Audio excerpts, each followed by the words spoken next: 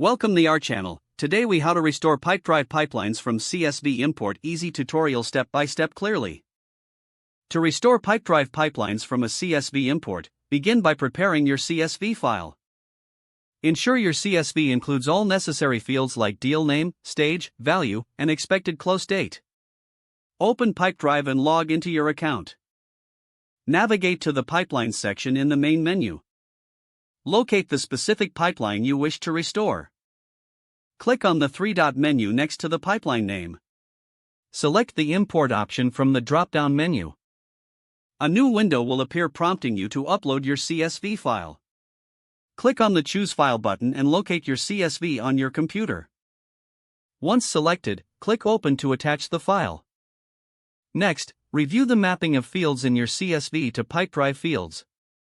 Make sure each column from your CSV aligns correctly with the corresponding Pipedrive field. If necessary, adjust the mappings to ensure accuracy. After confirming the mappings, click on the Import button to start the process. Wait for the import to finish. This may take a few moments depending on the data size. Once the import is complete, review the imported deals in the pipeline. Check for any discrepancies or missing information that might need adjustment. If you encounter issues, refer back to your CSV file and correct any errors. Once satisfied, you can begin managing your restored pipeline in Pipedrive. If the page does not load, refresh the browser or try again in a private or incognito window. Make sure you are using the correct email address, then retype it carefully to avoid small typos. If your password is not accepted, use the reset option and create a new strong password you can remember. Check your spam folder for verification or security emails, then complete any requested confirmation steps.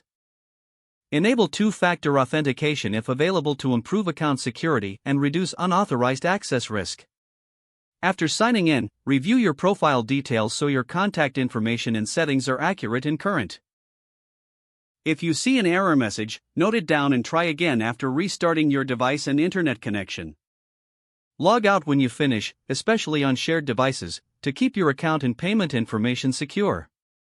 If the page does not load, refresh the browser or try again in a private or incognito window.